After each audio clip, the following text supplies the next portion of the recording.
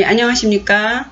오늘은 논어 선진편 11장 공부하시겠습니다. 부제는 과유불급 많이 들어보셨죠? 지나침은 모자람과 같다. 먼저 읽고 시작하겠습니다. 자공문 사여 상야 숙현 자왈 사야 과 상야 불급 왈 연즉 사유여 자왈 과유불급. 이 문장을 해석하기 전에 먼저 이 등장인물에 대한 간단한 소개를 해드리겠습니다. 이 공자님에 대해서는 다 아실 것 같고, 공자의 제자들인 자공과 자장인 사, 그리고 자하인 상에 대해서 기본적인 지식을 아시면 이 문장을 이해하시는데 좀 더 도움이 되실 것이라 생각됩니다. 자공은요, 공자보다 31세 아래로 되어 있습니다. 삼천제자 중에 10등 안에 들어가는 그런 수제자죠. 이름은 사입니다. 자는 이제 그 성년이 돼서 혹은 장가를 가고 나서 붙여지는 이름이죠. 상인 출신입니다.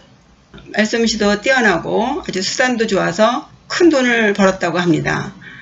그래서 그 공자님의 스폰, 말하자면 경제적인 후원자의 역할을 했었죠. 당시에는 상인 출신이 그 학문을 하는 것도 어려웠는데 아무래도 공자의 뒷배가 있지 않았을까 싶습니다. 상인 출신으로서 노나라와 위나라의 재산까지 지내게 됐죠. 동서양을 불문하고 그 당시에는 상인 출신이 귀족이나 왕족의 그룹 안에 들어가는 것은 거의 불가능했습니다. 그럼에도 불구하고 그 언변에 뛰어나고 대포가 크지 않았나 싶습니다. 굉장히 성격도 적극적이고 활달하고, 타국에 가면 그 나라의 제후나 그 왕자들이 버선발로 나와서 반길 정도로 그 정도로 물론 정치적인 수단도 좋았겠지만 인색한 사람은 아니었던 것 같아요. 공자님을 경제적으로 후원을 하다 보니 공자님하고 또 남다른 관계가 있겠죠. 사실 경제 공동체는요 1촌을 넘어서 0촌 아닙니까? 때문에 공자님한테 서슴없이 거친 질문도 하고, 예를 들면 부모님 상은 3년 너무 길다, 1년만 하는 게 어떻겠습니까? 뭐 이런 식으로 해서 또 꾸지람도 듣고, 대낮에 낮잠 자다 들켜서 야단도 맞고, 그러니까 아무래도 좀 성격도 성격이지만 원래 돈을 만지는 사람이 목소리가 크지 않습니까? 좀 그런 식으로 좀 생각을 좀 해보기도 합니다. 근데 이 자공은요, 실제로 그 부모상을 3년도 길다 했는데, 정작 그 공자님이 돌아가시고 3년상을 마치고서 그 친구들은 다 뿔뿔이 흩어졌지만 자공은 남아서 그 3년을 더 심효살이를 했다고 합니다. 좀 공자님하고는 남다른 인연이 있었던 것 같아요. 혹자는 그 자공을 어떤 면에서 공자보다 더 경지가 높다 이렇게 주장하는 사람도 있습니다. 어쨌든 공자님에게는 없어서는 안 되는 굉장히 필요한 제자에 속했던 사람이지요. 다음 보시겠습니다. 자장입니다. 자장은 공자보다 48세 아래니까 자공보다도 17세나 아래니까 그 당시로 봐서는 자식벌 되는 사람이죠. 공자 어머니가 공자를 18세에 낳지 않습니까? 초기에는 그 십철에 넣지 않았는데 송대에서 어떻게 자장을 십철에서 뺄 수가 있느냐 해가지고 후에 넣은 사람이에요. 그래서 12철에 속한다고 봐야겠죠. 성은 전손씨입니다. 이름은 사고요. 자장은 자가 되겠습니다. 진나라 왕족이에요. 자공하고는 벌써 레벨이 틀리죠. 성격이 매우 활발하고 적극적이고, 또 왕족 출신이만큼 지나치게 자신감이 있고 아주 당돌한 사람이었다고 해요. 또 머리도 굉장히 뛰어나서 공자님이 인정한 천재이기도 하고, 성격도 이렇게 활발하고 하다 보니 이른 나이에 거나라 재상을 지내기도 했다고 합니다. 자유 그리고 자하와 함께 유약이 이끄는 숭례파의 일원이었습니다. 자하입니다. 자하는 공자보다 44세 아래예요. 그러니까 자공하고 자하는 4살 차이입니다. 이 문장에서 17살 위인 자공이 자기 후배에 뻘인 이 자하와 앞서 말씀드린 자장 둘을 비교하는 질문을 공자에게 하는 것이죠. 이 자하도 공문 10철 중에 한 명이죠. 성이 복시예요. 점복자잖아요. 이 성이 복시인 것으로 봐서 점술가의 집안의 자손이죠. 이름은 상이고요. 자하는 자가 되겠습니다. 위나라 형땅 사람이에요. 굉장히 문학에 특출난 재주가 있었다고 합니다. 특히 시를 잘 썼다고 하죠. 자하가 자식을 잃는 일이 생겨요. 그때 생사는 명에 달렸고 부귀는 하늘에 달렸으니 부평 같은 인생 허망하게 홀로 바쁘구나 뭐 이런 식의 시를 썼죠. 자하는 그 자식을 잃은 슬픔에 너무 울다 그 눈이 멀었다고 합니다. 뭐 혹자는 공자님 돌아가신 것이 너무 슬퍼서 그렇게 울었다고 하는데, 공자님 사후 그 3년상을 치르고 그 위나라로 가서 문후에 스승이 돼요. 그것으로 봐서 공자님 돌아가셔서 울다가 눈이 먼 게 아니고 자식을 잃고 그 슬픔에 울다가 눈이 멀고 그것으로 인해서 죽게 됩니다. 굉장히 감성적인 사람이고요. 소극적이고 전형적인 모범생 스타일이라고 합니다. 이 자하도 그 자유자장과 함께 그 유약이 이끄는 숭례파의 일원이었습니다. 그러니까 출신으로 보면은 자장은 왕족 출신이고 자공은 상인 출신이고 이 자하는 점술가 출신이니까 그런 것을 좀 비교해 볼 수 있겠습니다.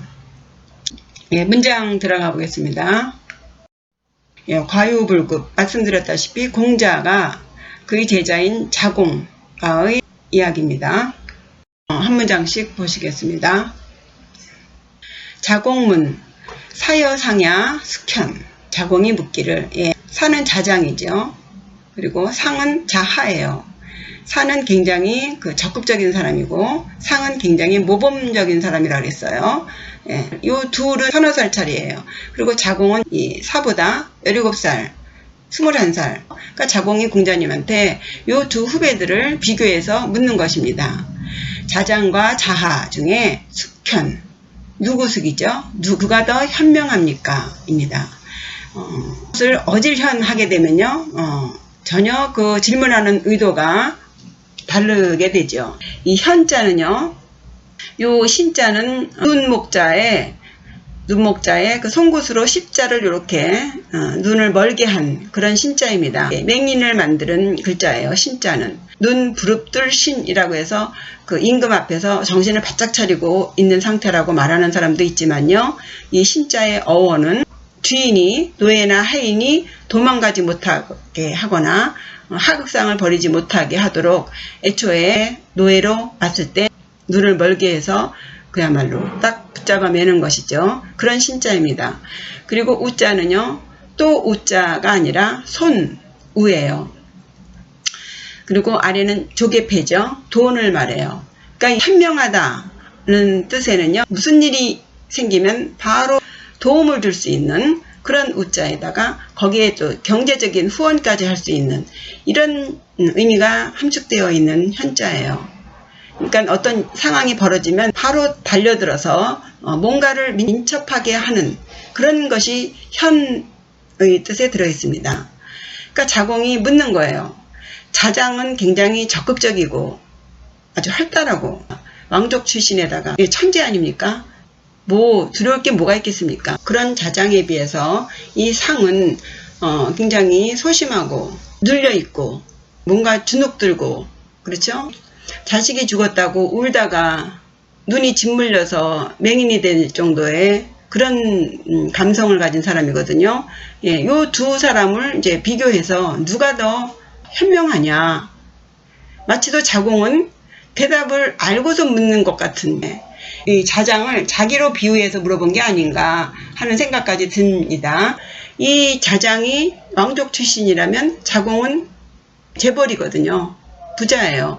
이 사나 자공 같은 스타일은 사실 에너지가 많고 자신이 만만하면 실수를 하는 사람이죠. 거기에 비해서 상은 절대 실수하거나 뭐 남에게 민폐를 끼치거나 이런 성향은 아니라고 봐야 되겠습니다. 그 정도로 이 사하고 자공은 서로 통하는 바가 있는 그런, 그러니까 자공이 공자님한테 이 둘을 비교해서 숙, 현 누가 더 현명합니까? 하고 물어본 거예요. 이러자 이제 공자님이 대답을 하시죠. 자왈, 사야, 과, 상야, 불급. 예, 자장. 왕족 출신인 자장은 지나치다. 지나치겠죠. 예, 뭐 세상에 무서울 게 있겠습니까? 머리 좋겠다. 예, 왕족 출신이겠다. 예를 들면 공자님은 나의 제1 제자는 안현이다 라고 말했지만요. 제자들 간에는 안현이 아니고 이 자장이 제1 제자다 라고 할 정도로 인정을 받는 사람이에요. 이 공자가 볼 때 이 자장은 항상 그 자신감, 그 당돌함, 그 공자님한테 거침없이 막 역사에 대해서 질문을 하고, 공자님은 역사에 대해서 전혀 별로 말씀하신 게 없거든요. 이 산은 벌써 일찍 머리가 트인 거예요. 그래서 역사에 대해서도 막 거침없이 묻고, 예, 뭐 거칠 것이 없는 그런 제자였지요.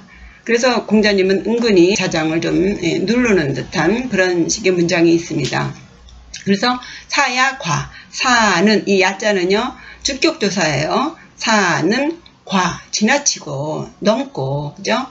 상야, 상은, 자하는 불급, 미치지 못한다. 예. 상은 아무래도 재고 또 재고 또 재고 그런 스타일 아닙니까? 예.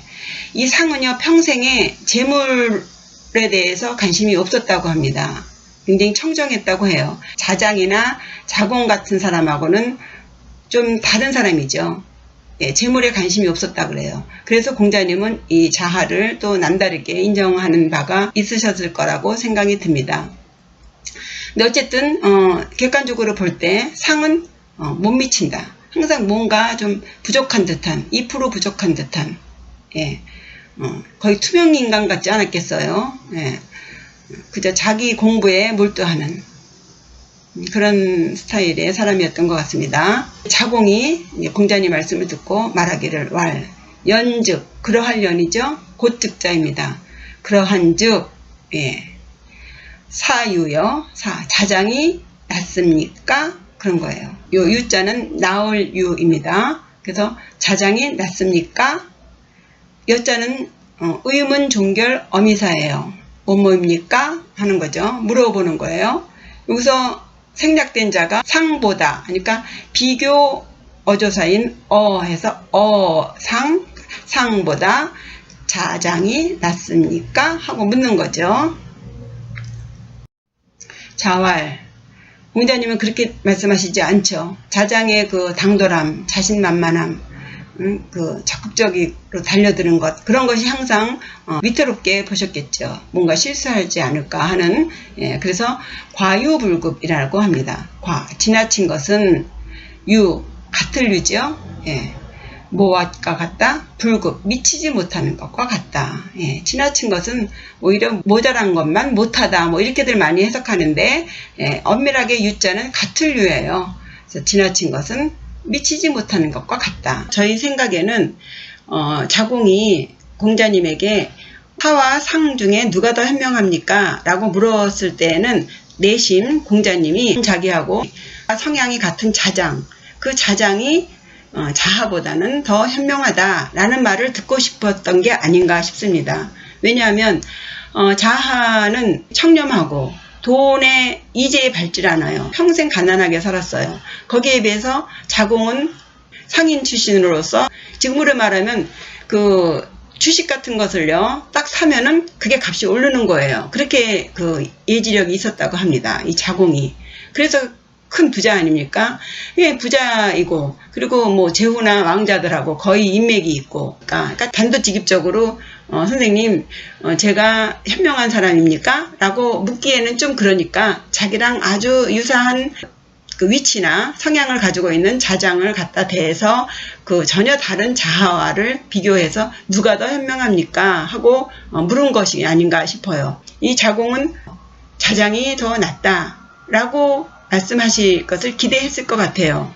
인이 아니고 현명함을 물었기 때문에 자장이 더 낫지라고 말씀을 하실 것을 기대하지 않았을까 싶습니다. 그런데 공자님은 전혀 뜻밖의 말씀을 하시는 것이죠. 지나치다는 거죠. 예. 에너지가 많은 사람들은요, 뭔가 많이 가진 사람들은 여유가 있어서 좋기도 하지만 실수를 하죠. 실수를 하게 되기 때문에 지나치다. 자하는 재상도 하고 돈을 많이 벌 수도 있었지만 평생 청렴하게 살았지 않습니까?